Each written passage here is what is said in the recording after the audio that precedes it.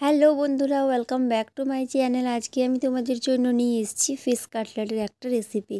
তো আমি এই সুন্দর কাটলেটটা কিভাবে বানালাম সেটা তোমরা পুরো ভিডিওটা দেখো, বুঝতে পারবে।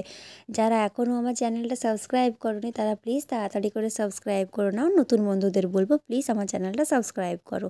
তো চলো রেসিপিটা শুরু করি। দেখো, আমি প্রথমেই নিয়েছি মাছ। এটা হচ্ছে রুই মাছ। এরপর আমি মাছের এই পেটিগুলো সেদ্ধ করে নেব। জল দিয়ে দিলাম, একটুখানি নুন দিয়ে দিলাম। এরপর এটা আমি সেদ্ধ হতে দেব। তো বন্ধুরা, সেদ্ধ করে নিয়েছি দেখো। আর এখানে নিয়েছি হচ্ছে পেঁয়াজ বাটা, আদা বাটা, রসুন বাটা, লঙ্কা কুচি নিয়েছি, জিরে গুঁড়ো আর লঙ্কার গুঁড়ো, আর সামান্য নুন দিয়েছি। তো দেখো, মাছটা আমি এখানে ম্যাশ করে নিলাম। কিছুটা পরিমাণ বেসন নিয়ে নিয়েছি। এরপর আমি সব উপকরণগুলো একসাথে ভালোভাবে মেখে নেব। তো দেখো বন্ধুরা, আমি এরপর আরেকটু অ্যাড করলাম নুন। তো দেখো, সুন্দর করে মাখা হয়ে গেছে।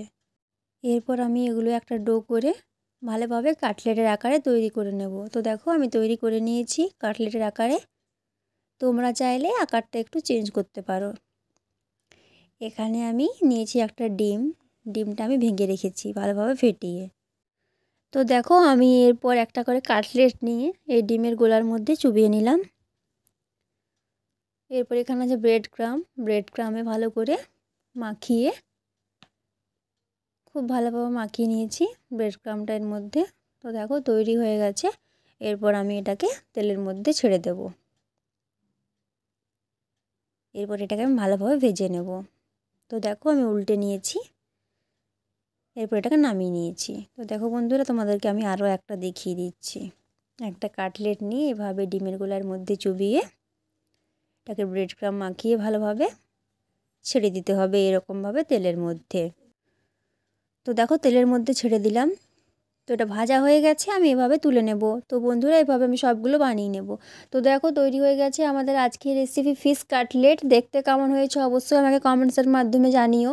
আমি বলবো তোমরা এই রেসিপিটা বাড়িতে অবশ্যই একবার বানিয়ে খেয়ে দেখো। আশা করছি সবাই খুব পছন্দ করবেন। এটা কিন্তু খেতে খুবই সুস্বাদু হয়। তো বন্ধুরা, যদি ভিডিওটা ভালো লেগে থাকে অবশ্যই একটা লাইক দেবে। আর এই রকম ধরনের আরও নতুন নতুন রেসিপি পাওয়ার জন্য কিন্তু তোমাদেরকে আমার চ্যানেলটা অবশ্যই সাবস্ক্রাইব করে রাখতে হবে।